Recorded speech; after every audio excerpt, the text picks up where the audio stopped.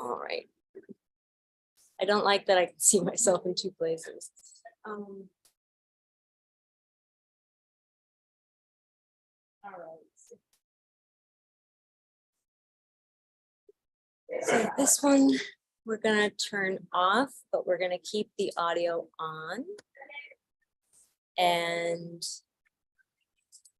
that one's disconnected from the audio. So the thing is, you might need to stay here just for the person here. I can stay here, it's fine. If or you can do the just switch to the presentation, right. So the thing is that or you what- will do that from the other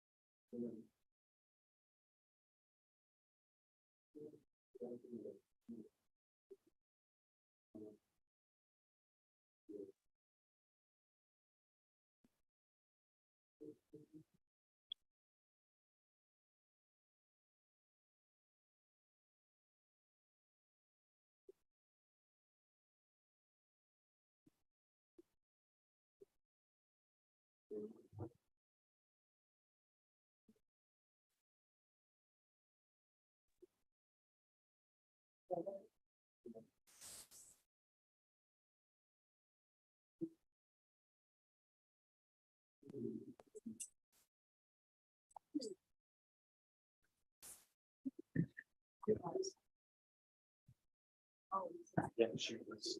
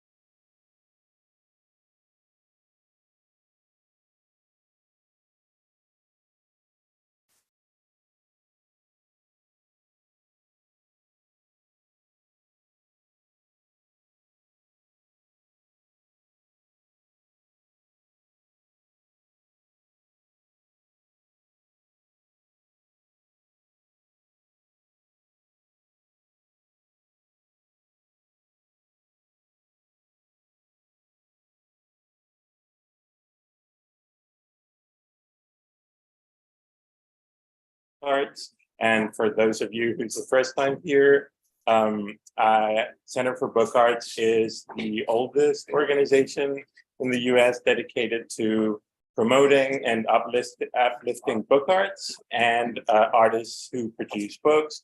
We were founded in 1974 by Richard Minsky, and the initial purpose of the organization was to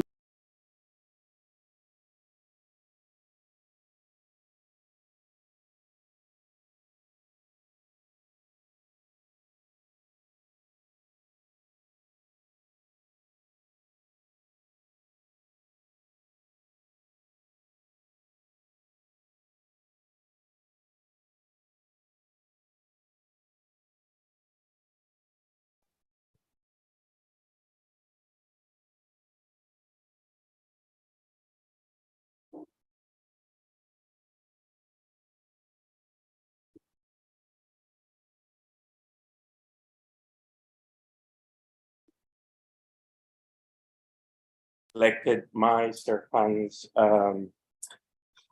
manuscript, Cairo, the Unlabeled Letters, as the winning manuscript, and Nicola Masciandaro's Four Great Errors and Megan Sungyoon's translation of as the runner-up.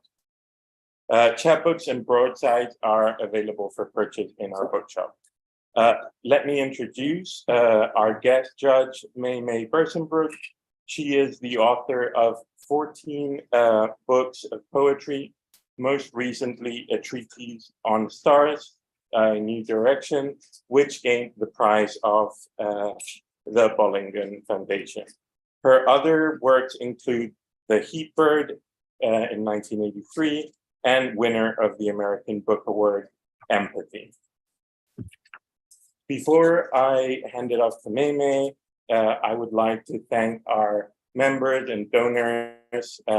This program is supported in part by public funds from the New York State Council on the Arts and the New York City Department of Cultural Affairs in partnership with the City Council.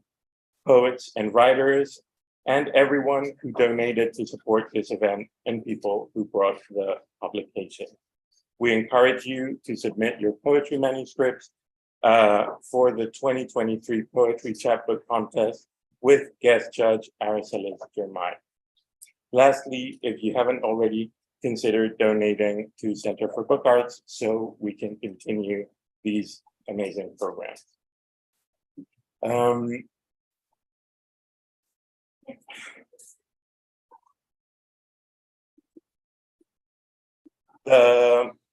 We're going to start by listening to Nicola Masciandaro's poems, and we can also see Oswaldo's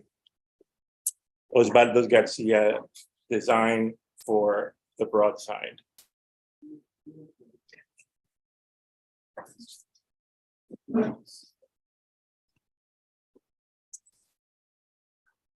Nicola Masciandaro is professor of English at Brooklyn College and specialist in medieval literature. His publications include The Voice of the Hammer, Sacer, and On Darkness of the Will.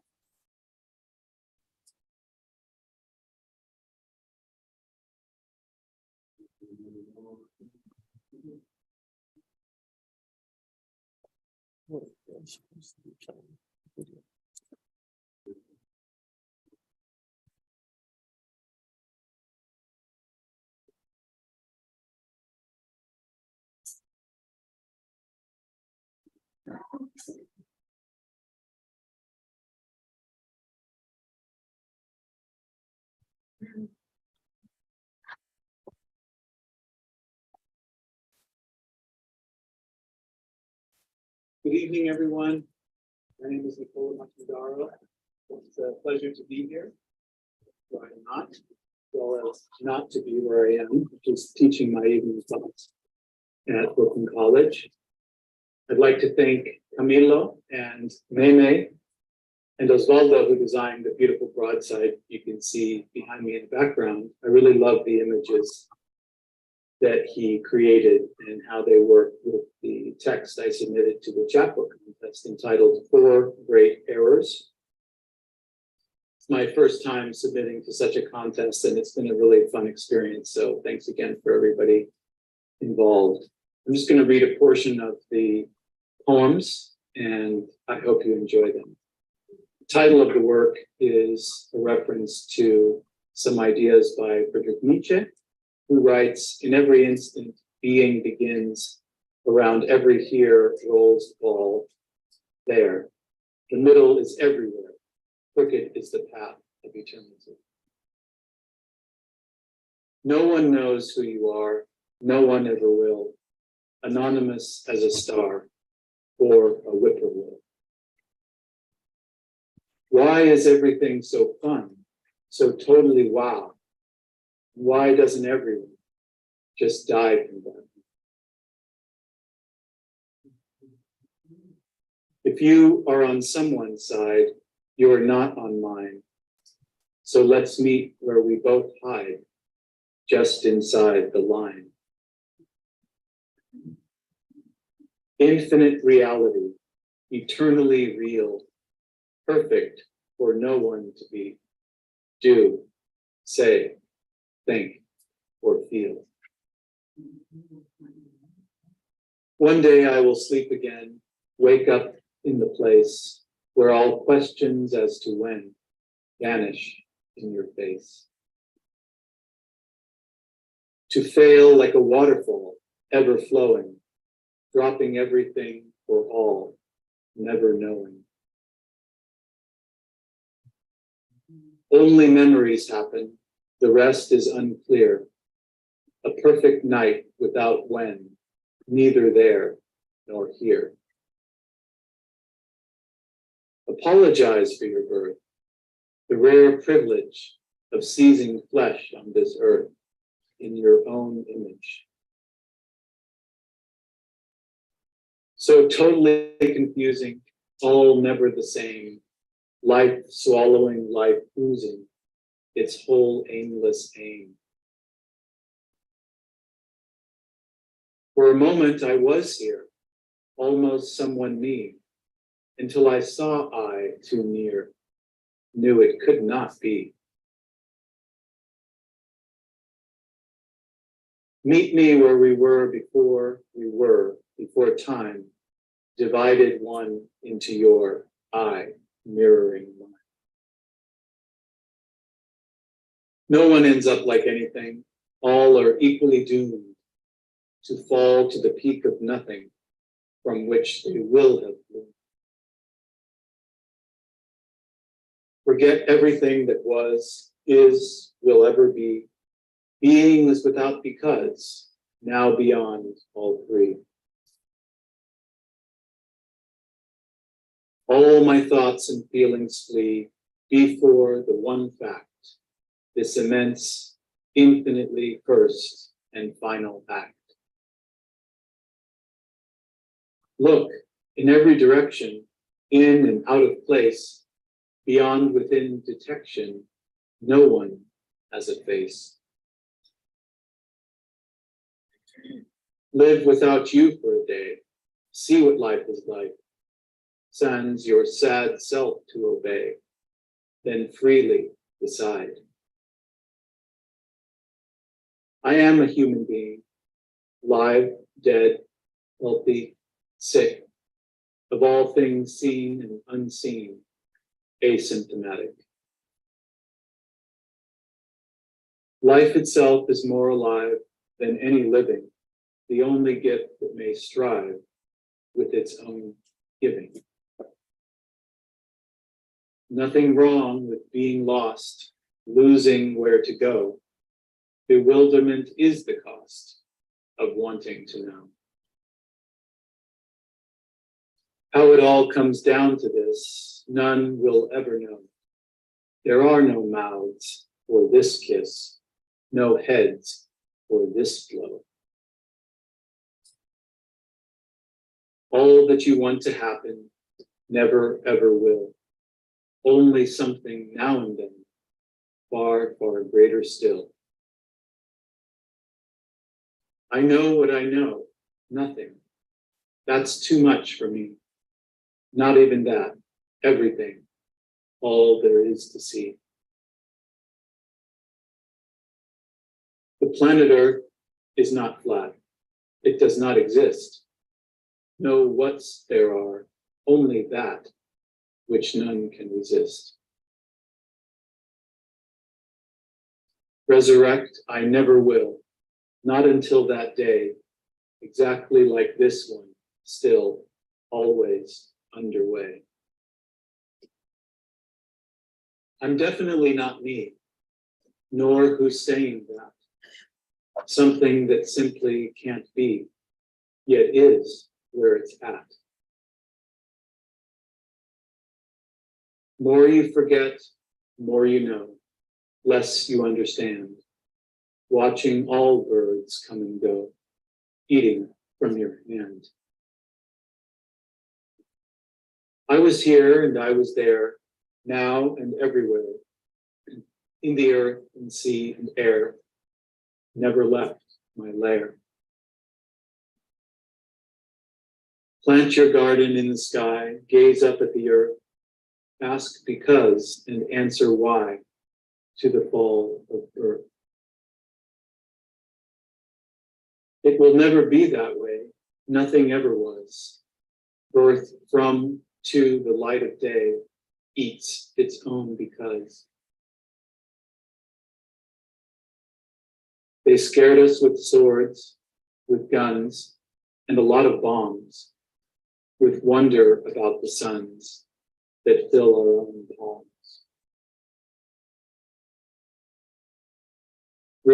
River of earth, old and new, song without singers, everything is slipping through everyone's fingers.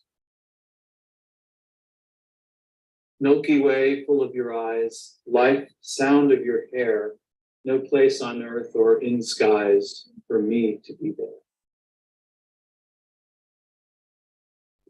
as if you know where you are, what is going on, as if home is not that far from this burning sun. Celebrating your birthday, you forgot the birth, leaving unopened today paradise on earth.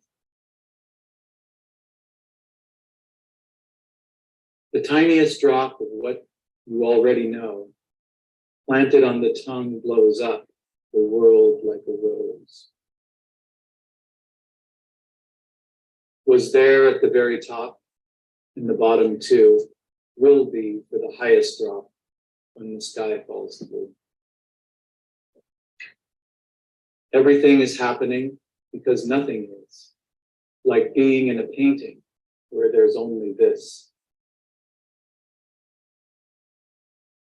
Your body is like a soul, and vice versa, a hyper-singular whole, one universal. The impossibility written in your face, the strongest fragility anyone might trace. As all place is mother's lap, and we are right here, let's side by side take a nap in love without fear. Everyone knows everything, just don't want to say, as if to bury the sting is better that way. Since I am going to die and was never born, there will not be a goodbye and no one to mourn. Maybe there's no describing anything at all, only the hand transcribing echoes on a wall.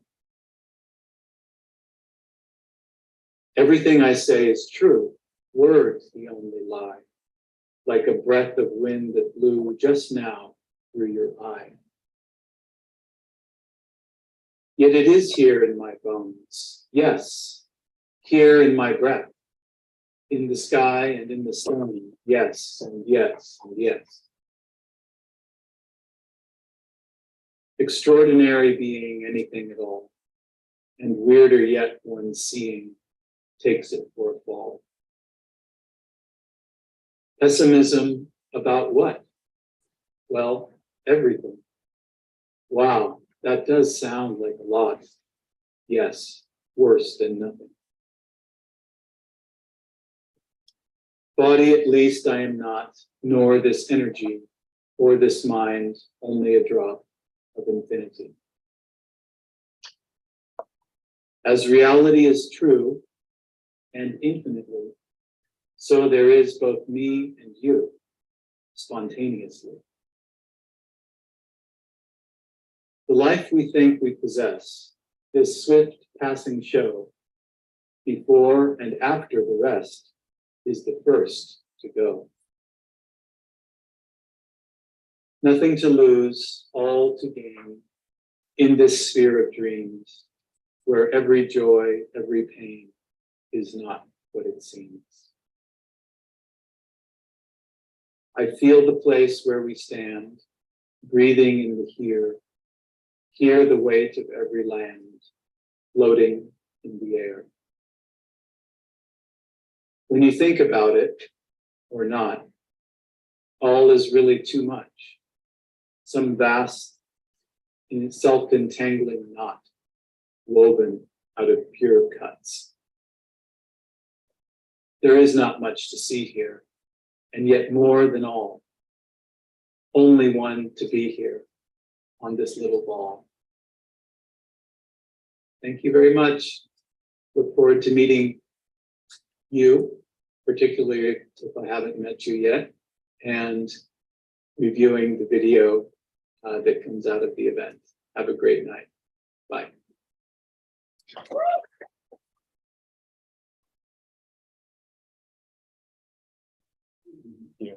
Now we're going to hear from Oswaldo García very quickly. His process with Nicola to produce the broadside. I'm going to take the broadside around so you can have a look Oswaldo García is a photographer and art conservator who graduated from the Faculty of Fine Arts in Querétaro. He's the editor, printer, and co-founder of Gold Rain, a Mexican publisher of artist books. Thank you. Well, while I was going through Nicola's verses, I felt like if I was bumped by a lot of concepts and ideas, so I started imagining some things that I have already worked with, like time, space, infinity. I use a lot of collage in my work too. So I imagined like a cabinet of wonders, natural history, time and space, and look for this like different animals or totems of skeletons of that. Also, there is a plane that I used in another project that is called Drones, where I map some blueprints of drones and planes and some other aircrafts. It is printed in risograph, so it has 4 colors for 4 errors. So that was like intentional. We have blue, sunflower, scarlet, and light gray. Risograph, if you already know it or if not, it is a mixed technique between a photocopier and a sealscreen print that prints with soy ink or rice ink. And it is a technique that embraces the errors. So it is something that also resonates with the print. And in the process, I had some errors for sure. You have to print first from light ones to the dark ones in the colors. But it was, I mean, it's part of all the process. And I selected the verses that resonated more with myself. Some are scientific, some are like very reflections on life or death. Some are very corny also. And so I don't know what more to say to people. Just look at it, and thank you so much. Thank you.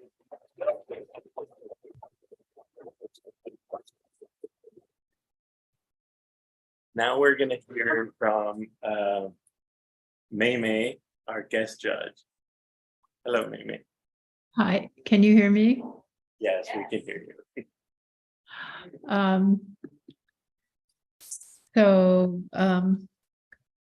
I'm speaking about Nicola now. Is that correct? Correct. Great.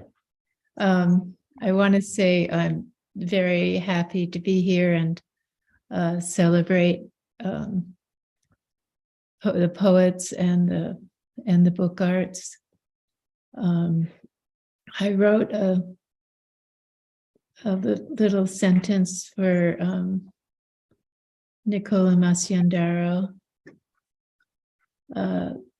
exquisitely crafted metaphysical or theosophical poems with a deceptively light tone, as if dictated by a nature angel.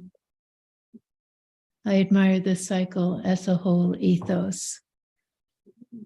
And then I find the energy of the broadside such a surprising energy.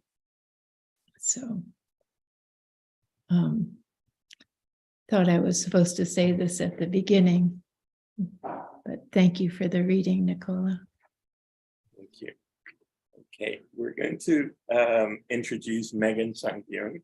Megan Sungyoung translates between languages and across genres. After graduating from the School of the Art Institute of Chicago with a BFA thesis installation of text, video, and sound, Sungyoung moved to New York and earned an MFA in poetry and literary translation at Columbia University. Sungyoung's work has appeared or is forthcoming in Copper Nickel, Asymptotes, Sand Journal, The Margins, Hypertext Review, and Columbia Journal, where Sungyoung served as a translation editor. Welcome, Megan.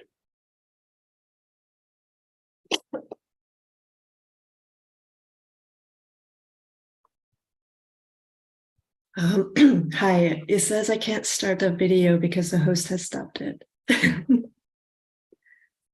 I thought I was supposed to do an introduction first. Oh, let me see. Okay, now I'm here. Do you want to do the introduction first, maybe? I think it makes more sense because, Okay.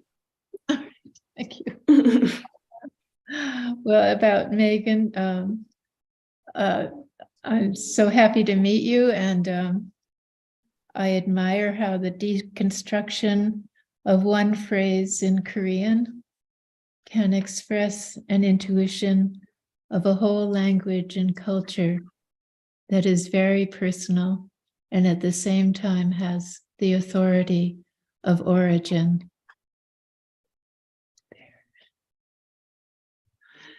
All right. Thank you so much, Mei Mei, for the kind words. I can't really believe that I'm sharing this space with such amazing poets like Mei Mei yourself and Mai and Nicola. And it's even harder to believe that my work is being read and heard by this many people here. So thank you, Mei Mei and Center for Book Arts, for letting me read tonight.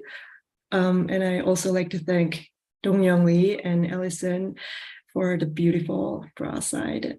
So the poems that I'm going to read are from my poetry collection titled Translation of 성윤아 집에 가자. 성윤아 집에 가자 can be translated as Sungyoon, let's go home. So before I begin, I'd like to make known that the poems that I'm gonna read are written with a very limited set of words. So the same words will appear again and again and again during the reading. So I wanted to make sure that nobody is too confused or upset by this. I mean, I'm not going to explain my whole process here, obviously, but just one thematic concern that I also wanted to share in case it helps anyone is that the aim of translation is not a return to its source. So that's the aim of translation. It's not a return to its source. All right, let's begin. Listen. Nature. Wrath, wrath, wrath, wrath, wrath, wrath, wrath, wrath, wrath, wrath. Nest.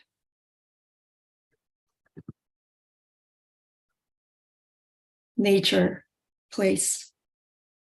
Rat me soon provisional hornets. A sheath household there, polish place anger.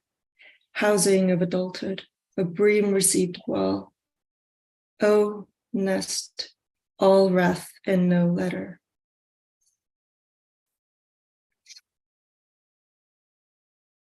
Ah, a character and a word go a margin.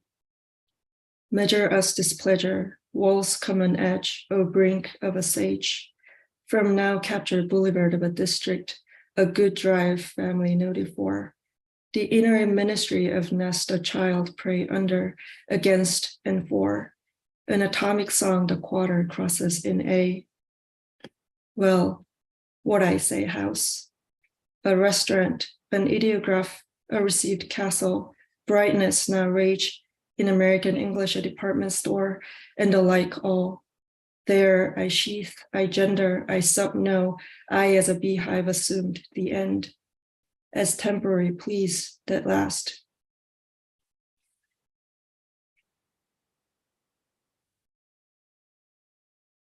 As hein, exhumed, eyed, tore, name, treat, age, l, ong, ain't, heath, iris.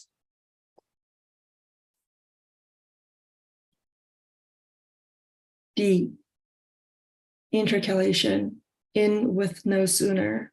Let's word, at referendum, at approval, to brim, yeah, yes, oh, yes, sub listen, near listen, per, and I say go, side with, ideograph, child sector, family measure, glaze last, Sir rage, serious displeasure, goodbye, what a.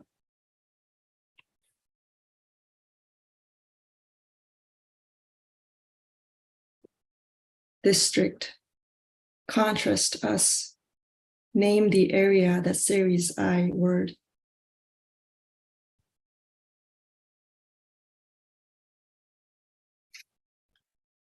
Well, word, office, shine, like an atomic because the valence of beehive place a child on a verge, tolerably a near name, approval, price, us adulthood, please, no, letter for a captured luster, the underdwelling rule of what brilliance, a character, a, as come intercalation, inter, I'm wolves, there now.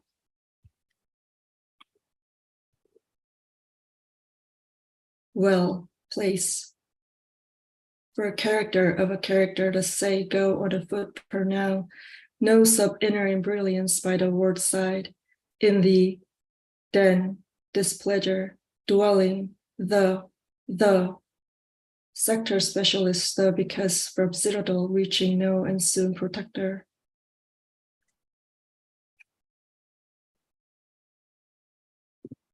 Well, then, gloss, saint, please crosses pray. In case of a dwelling, what sub let go, a den under, for an intercalation, department, wasps, a ward like a child, a verge like a comb, foot a castle, a now, an avenue price, a ministry drive.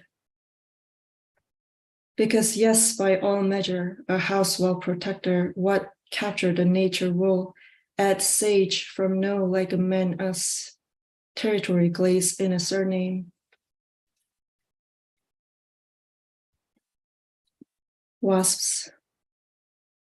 Wasps as their wasps house, wasps housing, a wasp's place near the web, wasps see, wasps in American, song wasps ministry rest, oh wasps rent with wasps as to a saint wasps now okay, the expedient wasps oh then, wasps crosses, rage box wasps in case, weller wasps listen and pray wasps for wasps value.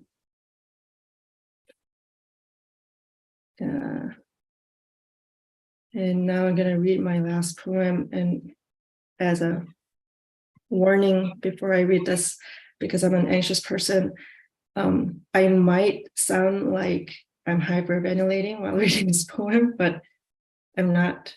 It's all staged, so no worries, anybody. From I Place.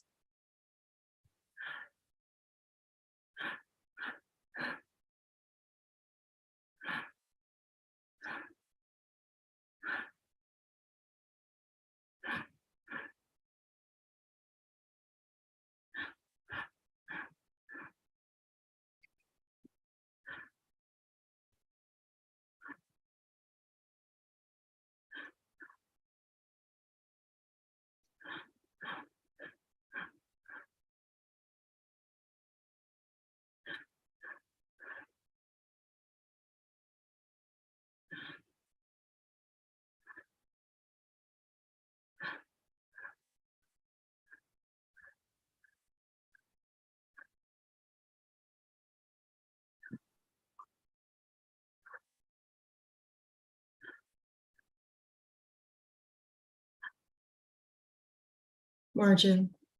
Thank you.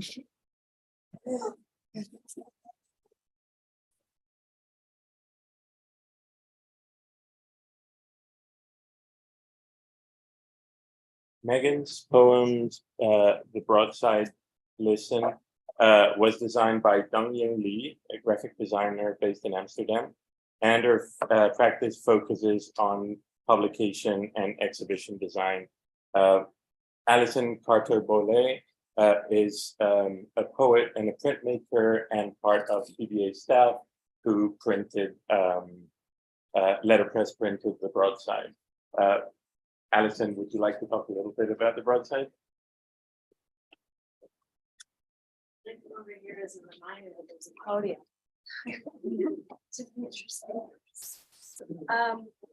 Yeah, so I can't necessarily speak to the design that Dongyoung made for Megan's poem, but I think it's beautiful. What I can speak to is how much I love Megan's poetry and how special it is to hear her read. And I had the opportunity, since it's a 3-color print and each one needs to be printed separately, to spend an entire night at CBA, during which time it became day in Korea. And so Megan and I got to talk about that orange, and we don't get to see each other very much. So that was a very special thing. Thank you.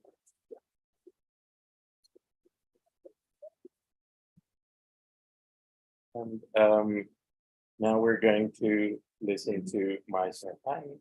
Mai Serhan is a writer and a translator.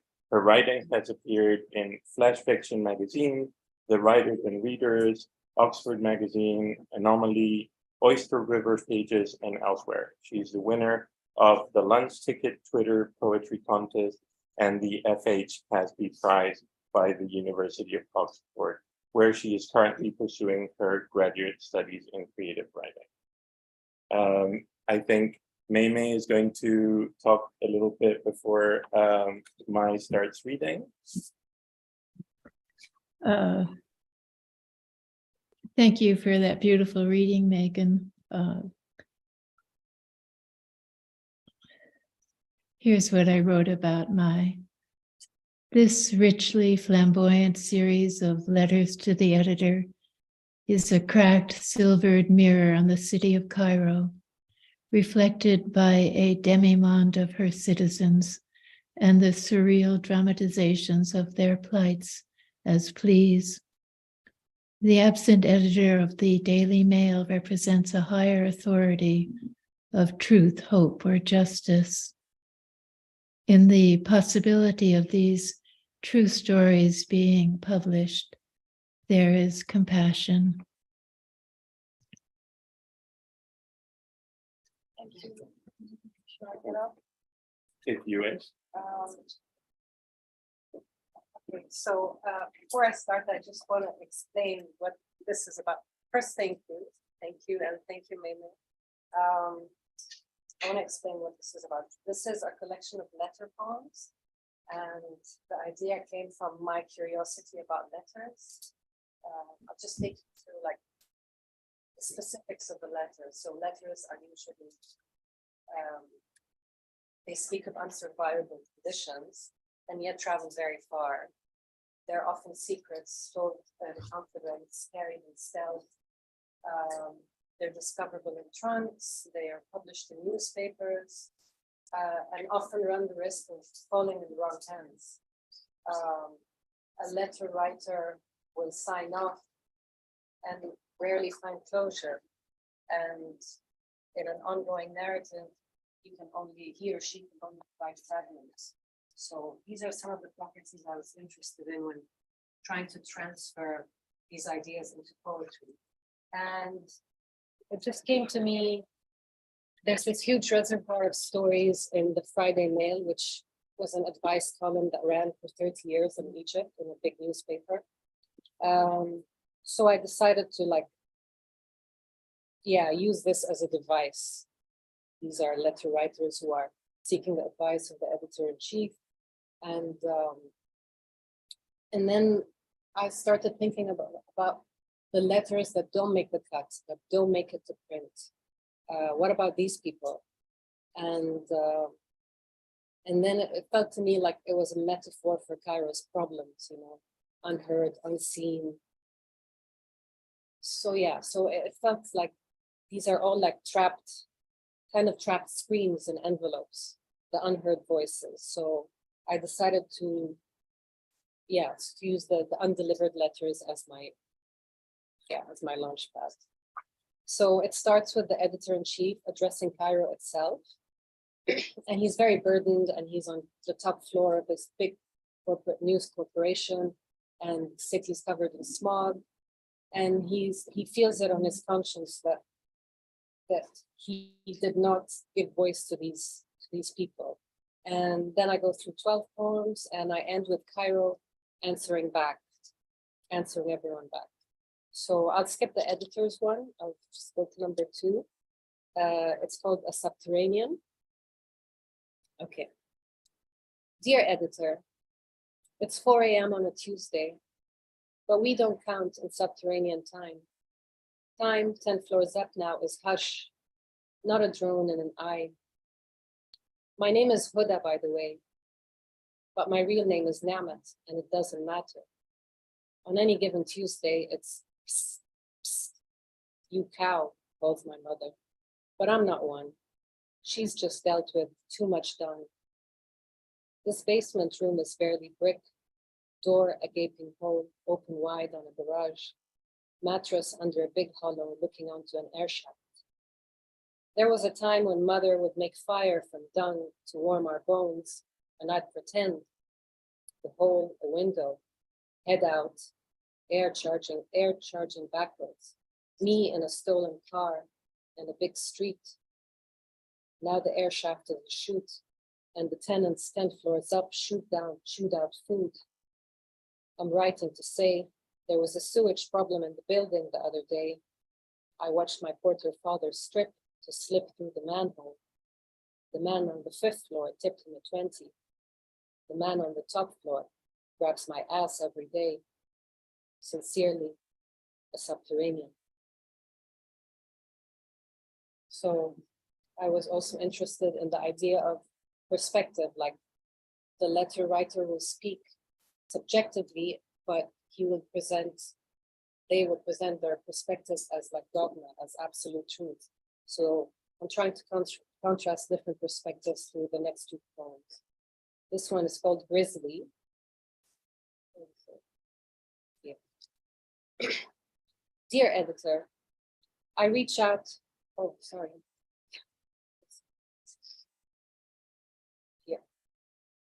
Dear editor, forgive the red blots. Smash the mirror, hoping the sight of blood reminds me I'm one of you. I write with a hand that bleeds because girl on my wish list told me you're dead meat.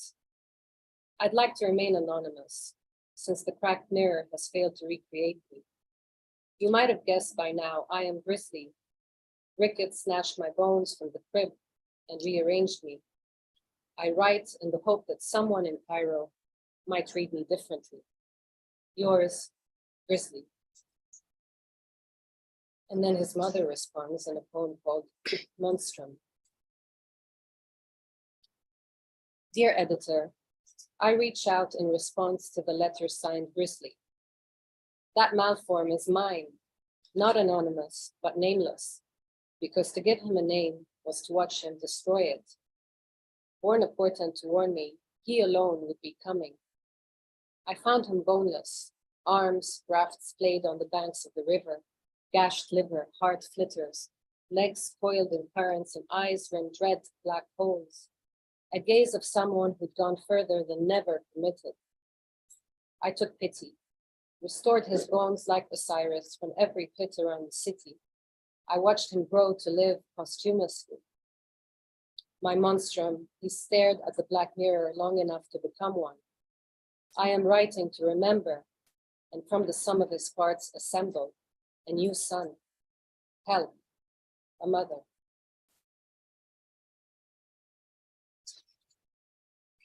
This is called Red Dress, and it's after a poem called What Women Want by Kim Adonisio. Dear editor, it's done, and so I want a red dress to walk around on the arm of a woman.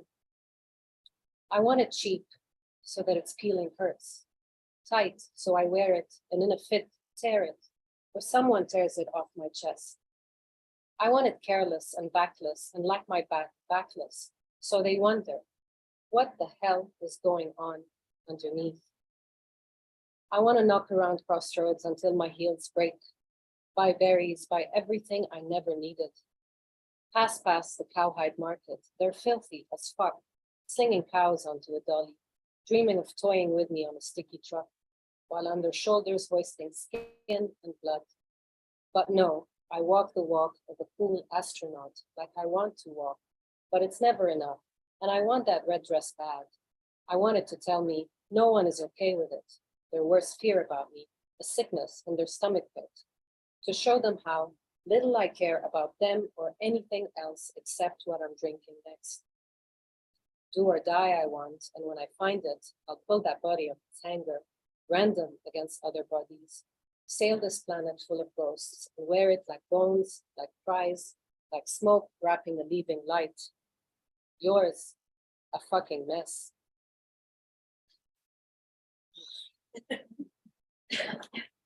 This one is called Dust is Dead Skin.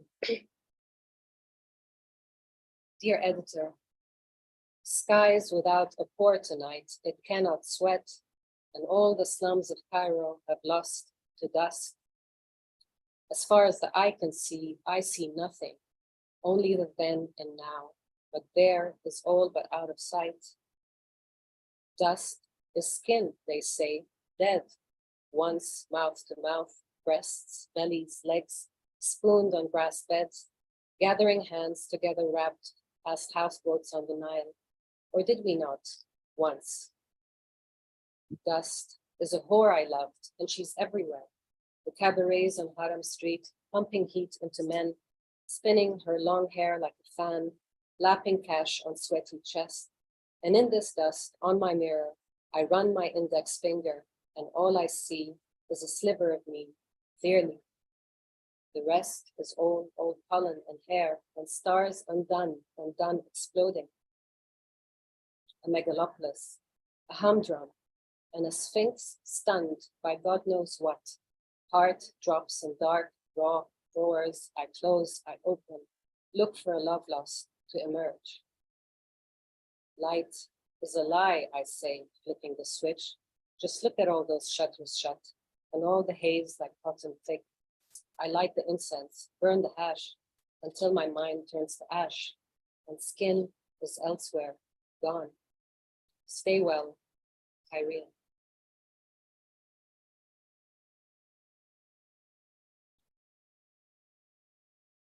This one's called Minor. Dear editor, I cannot pronounce my name, but I know in Cairo, 8,000 babies are born a day, and I'm none of them. Dawn prayers are Mr. Malik's hands, and if this letter falls in the wrong hands, Mama will never forgive.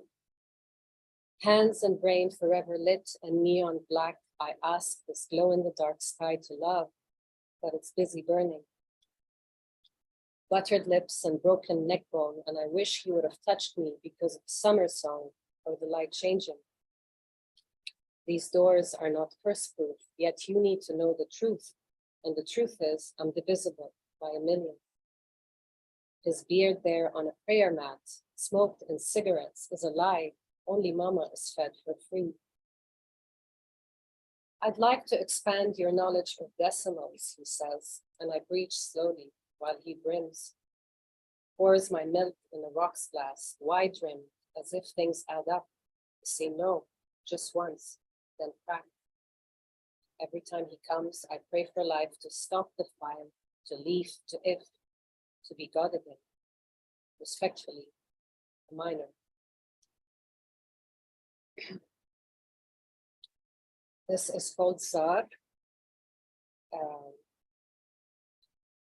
Dear editor, my wedding was a Zar, exorcised girl in me, sacrificial blood and amulet, and a priestess in fake jewelry.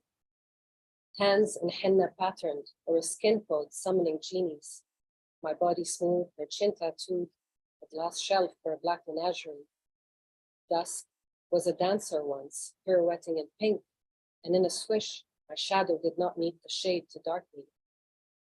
I did not marry a man, I married his musk in another room, and every night I unfaced with foul thoughts, resigned to the horns in me. Form a ring around me with no quiet corners. Tuck my ugly deep inside the drumbeats to mute my mind's cacophony. Possess the river with lotus flowers once running through my pockets. possess the desert where a girl straddled the horse, hymen intact. I trust me not. I love me. I try the words on, but they're a bad fit, like my shadow, like I want nothing of me. Okay, so this is the last one, and it's basically Cairo replying to all the letters.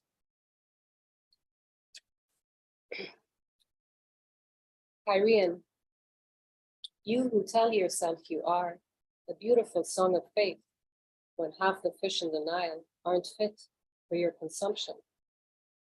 Hobnobbing with kings and caliphs in a hieroglyph no longer your mother tongue. Your mother calls you Wahsh, grizzly, rickety bones a destiny, built in you like I am, genetically. Over at Best Bridge, subterranean girls aghast give past your ass grab and accept the bribe reluctantly. Dear mother, I've been touched by more than hands, but she's conditioned to subtract only. Your great-grands cried on mosque walls over a man to bind to a bed mythically. But the grown men have never combed the girls' hair, and the girls give hugs to eerie men awkwardly. More internet cafes than homes, and every minute a phone dings and a TikTok star is born than nothing in big bangs. The post office in the city of the dead is where the bone collectors go to mail Friday weekly. At night, they play dominoes with crows and cry over women they love viciously. Dust is a bed cover, and under is where you tuck your fetish for obscenity. And on all the rooftops, incantations to reincarnate the old top dots in gold and ivory. Dear Sheikh, brother, pharaoh, holy drugger, show me where to kiss and how to persist in matters of my own expiry. How to hide behind hours like streets congested, like flag ill time and stretching, bumper to bumper, from the citadel to the satellite city.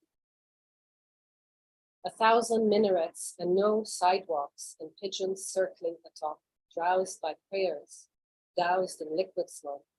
They nosedive towards cars, and windshields drop and cease to flap.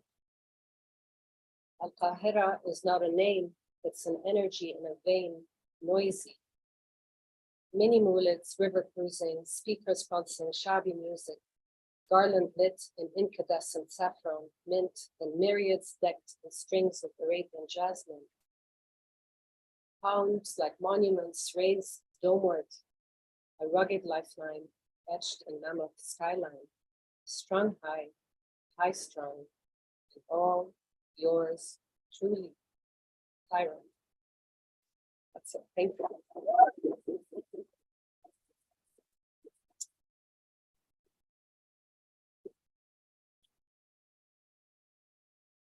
Sit down. Now, Rhonda Khalifeh designed Mai's chapbook, and Rhonda is a Syrian-American artist and designer based in New York. Her studio practice is an investigation of surface and the ways in which it negotiates, protects, and betrays the human body. Khalifeh often draws from her personal experience with assimilation in the US and stories of immigration, in particular that of the Syrian diaspora, to create textile installation and assembly. Hi everyone, it's so nice to be here today. It was such an honor to work on Mei's book. Mei had done an earlier visualization of the manuscript, and one thing that really inspired me in it was the use of these Egyptian stamps. You know, they're seemingly small, but really loaded with content. And Mei indulged me and actually sent me the physical stamps from Egypt. So I was able to work with them. And when Mei and I spoke, she described the book sort of as a portrait of Cairo, and also that she wanted it to evoke the feeling of almost a pyramid crumbling on itself. So I thought it would be interesting to deconstruct these stamps and recreate these sort of fragmented patterns from the And then the form of the book, I wanted it to, very loosely kind of feel like the feeling of opening an envelope, speaking, to her use of the letter format. And they were printed on the letterpress, which has been something that I've been working with since I was a resident here. And it's really changed my relationship with text. And most surprisingly has brought me into this world of poetry, which I really never imagined before. So it's been really wonderful working on this.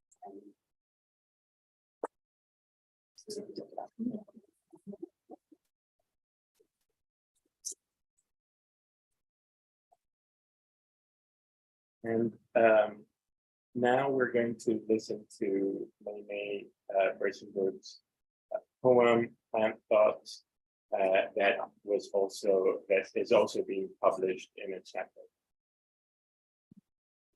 Okay.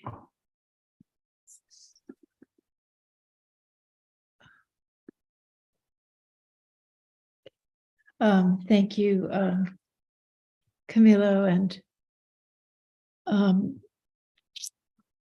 I really thank the Center for Book Arts for the inspiration that helped me to ask Kiki Smith for drawings for this chapbook, which helped to inspire me to finish the poem.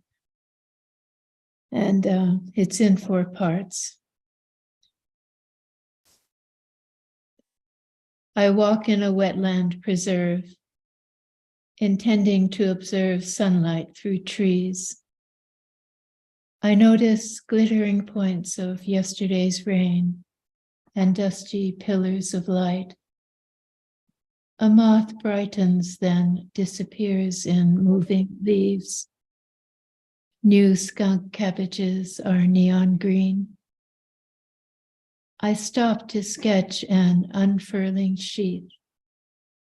I draw from its center outward, no silhouette shading, and the burly form emerges centrifugally. I sit and study my plant for a long time. My drawing is a template for all that needs to happen in one person's receptivity for world to resonate. Later, I see skunk cabbages in a ditch along the road, but they look different. Full sun calls forth greater variation, while in shade the plant was simpler and ramified less strongly into its surroundings. Back home, I draw from memory what I'd observed. I use imagination to absorb concrete sense perceptions from before. My drawing is imbued with feeling, enlivening what I recall.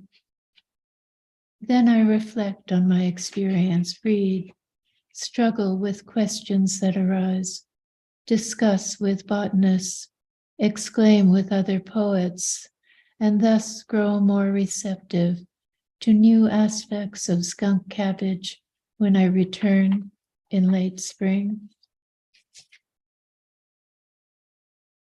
Today I reach a high meadow next to a marshy tarn.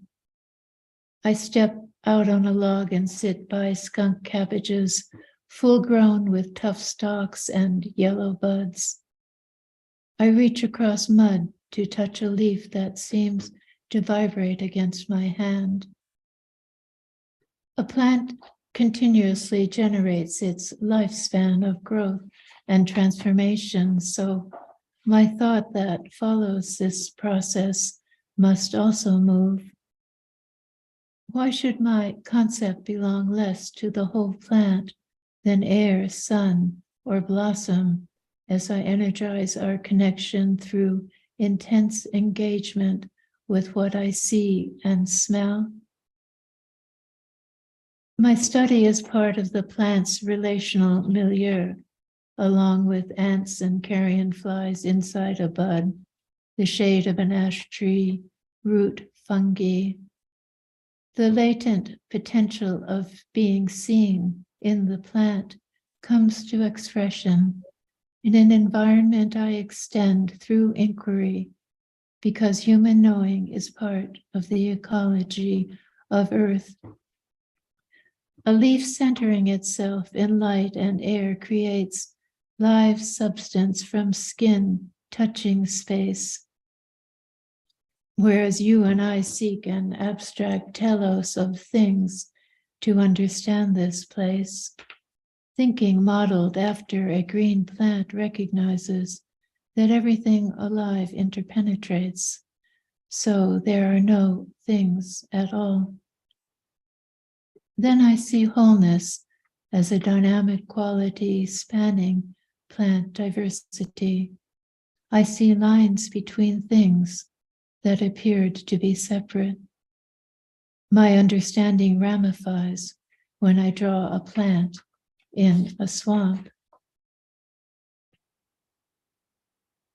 I place 3 plants next to each other, Ornithogalum, Tillandsia, Cyclamen.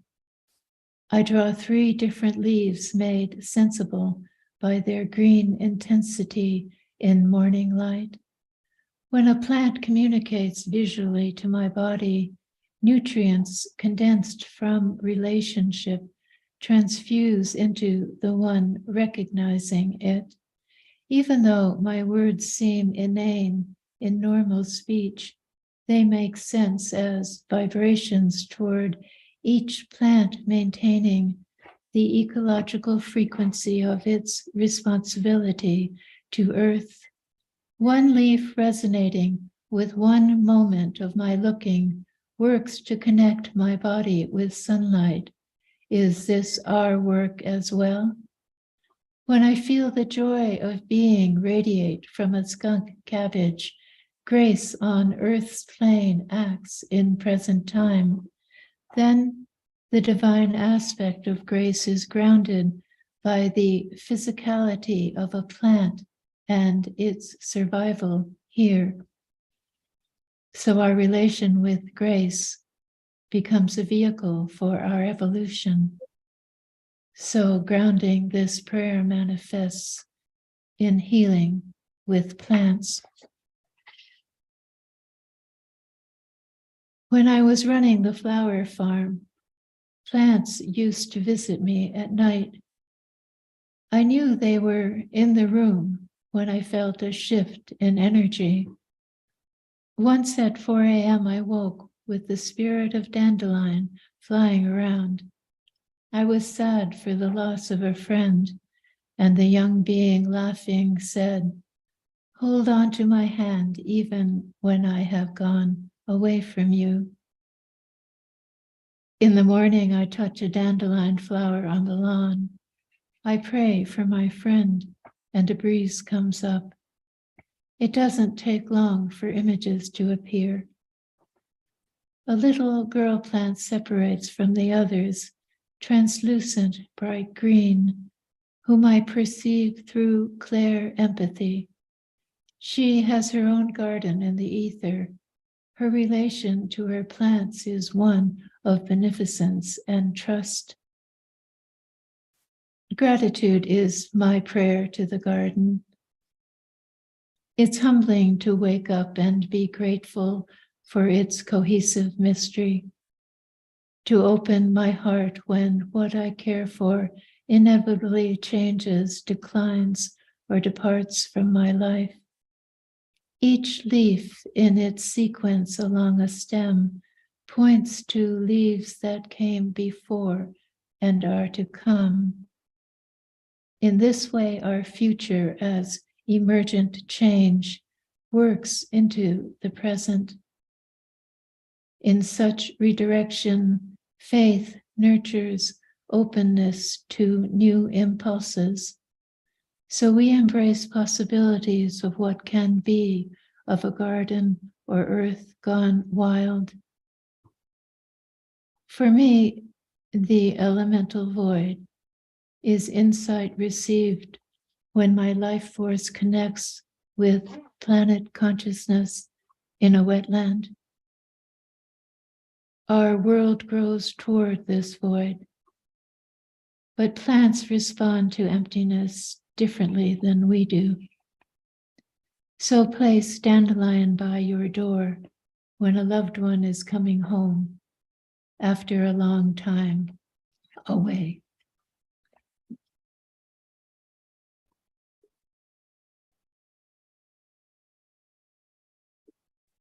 That's finished. Thank you, Mei Mei.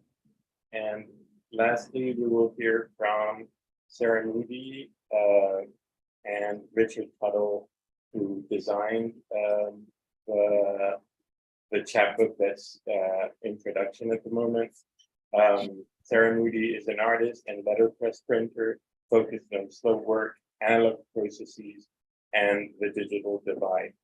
Through print and small publications, her work addresses communication, the delicate nature of language and technology, and how they intermove. Richard Tuttle is recognized for his paintings and sculptures that explore the boundaries of art making. His multidisciplinary practice considers the possibility of material method and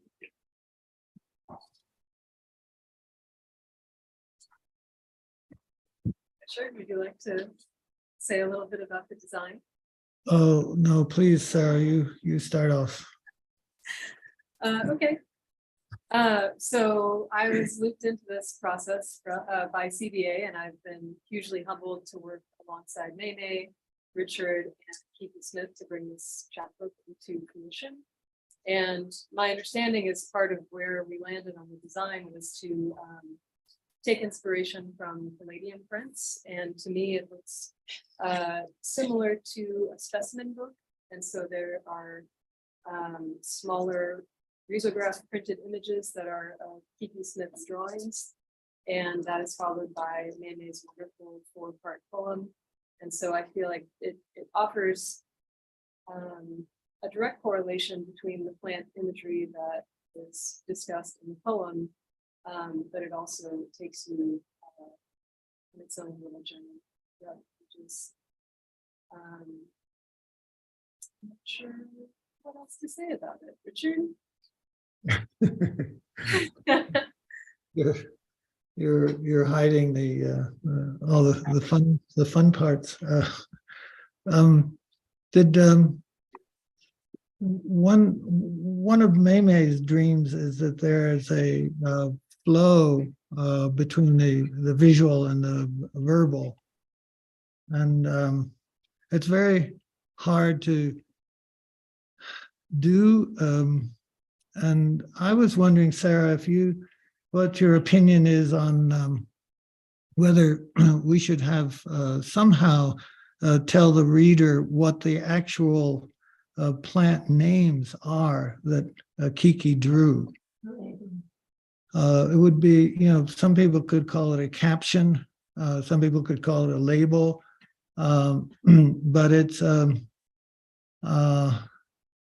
and it's a really hard decision because Mei Mei has, Kiki was first engagement was to ask Mei Mei what flowers, plants were in the poem. And with that, Kiki came to visit us and actually looked at some of the plants and subsequently made the drawings. And whether the drawings, I guess one of the questions is, before you get a flow going, you have to know if a caption is part of the visual or part of the verbal side of things. And of course, we have the the try, that why argue? Just try it out, and see if Kiki likes it, see if Mei Mei likes it. But it's one of the fun things of a project like this is coming to an edge that is, if it's available in the publication, it can make the publication great. if some degree less than that happens, which is I find all too often the case, you don't have the publication become everything that it could be. Do you, Sarah? Do you subscribe to the try-it philosophy? That's a great question. I think it's worth a try. Why not? I see there's a space for the name of the plant on the left side of the page at the level of the bottom of the drawing, which I believe is 8.5 inches. And the type size would be the same as the colophon. Oh yeah, there's a drawing. Good. There's actual, I think Sarah's going to show us the book. Are you, Sarah? No. We don't have the final book, so I don't have that to show. Okay. So we just have the cover. Oh, just the cover. I see. Okay. Well, I think from the top of the cover down to the line that represents the bottom of the drawing is 8.5 inches, because the format is 12 by 7. Right? That's right. Okay. So I would say on the the page facing on the left-hand side of the page at a height of the baseline, using the baseline of 8.5 inches, we could use the typeface we're using for the colophon and have the name of the plant so that the edge, the right-hand edge of the word is at a 1/2 inch from the gutter. Richard, if we can go over all of that at another time, maybe. Another time? I think what would be best for everyone to hear would be what first inspired you to try to this design. This design.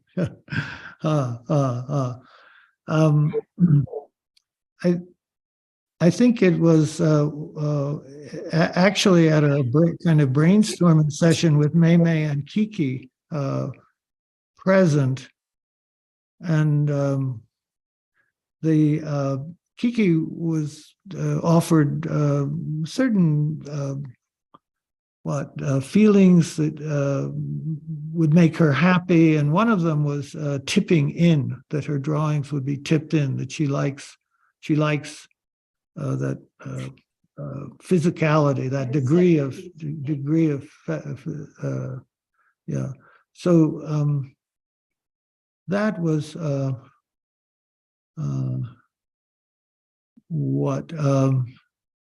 and then I think another very important part was she happened to draw those drawings on a 8.5 by 11 sheet of paper, all of them, and so we had a kind of standard baseline, and I actually had been thinking of a size 12 inches, 12 inches by 7. And oddly enough, that 11.5 by 11 can be reduced to a 6 by 8 size. It's the same scale. And the 8.5 by 11 can be reduced to 6 by 8. It's roughly not very roughly, but the same proportion. So we could serve Kiki's interest by having a 6 by 8 drawing printed on a transparent paper, and then still have plenty of room at the bottom for the beginning of each section of Mei Mei's poem, which could be completed on the other side of that page. And so the reader gets to have an experience that flows from the drawing to the beginning of the text and over to the next side of the page. And if their eye so wants to wander, can go to the next section of the poem and the next drawing. So this is just a structure. I think one of the whether we're talking about books or architecture or graphic design, one thumbnail availability for us is to start with structure and then to dress that structure. And if the structure is beautiful and serviceable, then the way we dress it can also take advantage and have a greater chance to be thrilling in its own terms. So, Sarah, to respect your question, I think I served. My function was to serve to present the project with a structure that could be dressed by Kiki and by Mei Mei and by you. All right, that's great. I feel like that's an excellent summary. Yeah, there we go. Thank you, Sarah. I hope it works. Thank you, everyone, for coming tonight.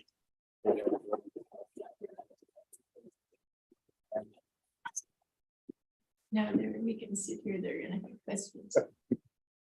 Oh, do you want to be on the same chair here? Half, sure. You want- I can look at you. Thank you, Megan, Mei Mei, and everyone.